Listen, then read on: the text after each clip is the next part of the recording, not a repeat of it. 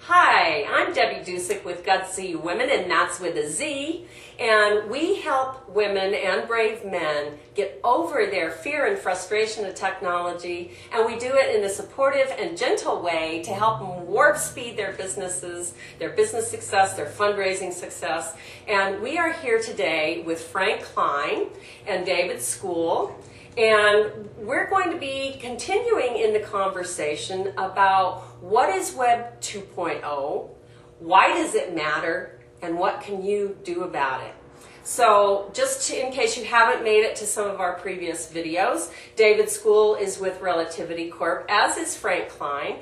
Frank Klein is the educational expert, and David is sort of the corporate businessman type guy, and I'm the one that zeroes in on you ladies who really want to learn how to use technology in your businesses, and that's what we're here for. We're here to talk about what's changing with, one of the things that I get really excited about is that Web 2.0 works more like the way women work.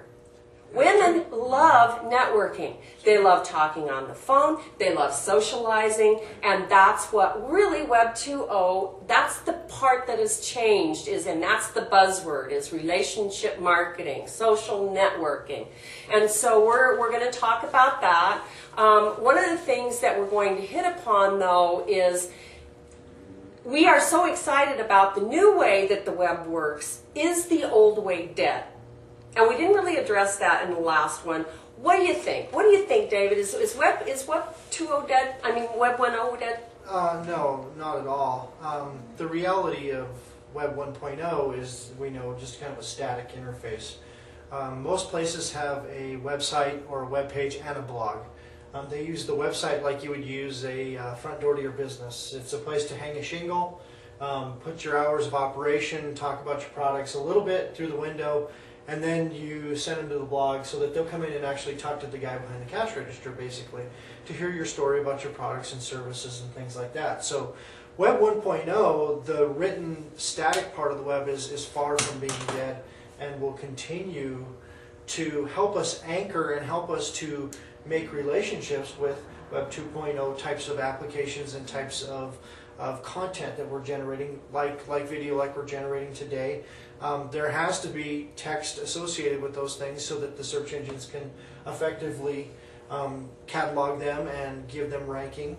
Now that's changing, and of course it's going to get better and better, but for right now, I don't think that, in my opinion, that we're even anywhere close to the death of the old text-based approach. It's just, we're not even close. Now, the relationships and the integration and enrichment of that text base, using things like social networking, using things like blogging, videos, podcasts, vodcasts, things like that, live calls, call-in teleseminar, webinars. All those things are just real good ways to get people into the room that we can appeal to their learning styles. And they're cost effective. Oh, I mean, when you think about, like we were just talking with Frank about the fact that, to sit in a studio like this and be on camera in the old days would cost thousands and thousands of dollars. And now with the advent of different cameras, right.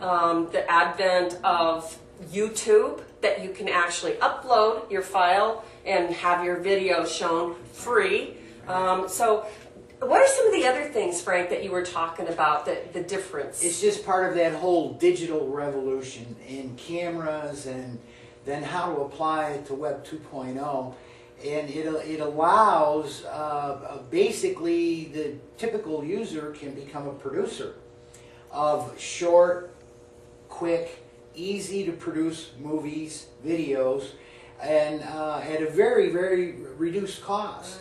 And that's true too of text. I mean, if you're a writer, it used to be, if you wanted to write a book, then you had to go out and find a publisher, and you had to, that whole thing. Now with the advent, not just of ebooks, but the self-publishing thing. Yeah. I mean, it's like, well, Jamie Luchek, who won the Next Internet Millionaire, sold, I don't know how many books, but they talked about the fact in a week that she sold $70,000 worth of product in a week. at the end of that. And so here's a gal, newbie to the internet marketing industry, had written before, had acted, but never wrote a book, and she was getting close to a bestseller, on Amazon.com. So it's just those kind of things that really make it for you and I. You, my audience out there, there's not anything that I'm doing right now, there's not anything that these guys are doing right now that you can't do. Now maybe they're geeks, these guys could write code like crazy and my eyes glaze over, and it's always good to have these kind of guys around. But it's that YouTube, MySpace, Facebook, so many new venues. And you're right, Debbie. I mean, it's inexpensive, it's easy to use, and it's available to everybody right now. Right. And I'd say with the small amount of seat time and a little bit of practice, they can easily get into this market and extend and enhance whatever it is that they're trying to get out. And the other thing that you brought up was, this is not a get rich quick. I mean, we're not going to sit here and immediately start putting this on the internet and you guys are going to send us millions of dollars. No. What we're trying to do here and what we are suggesting for you to do is this is relationship building.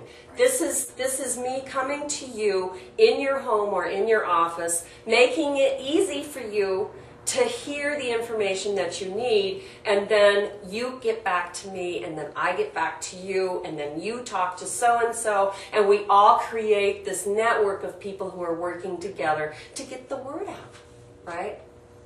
Yeah.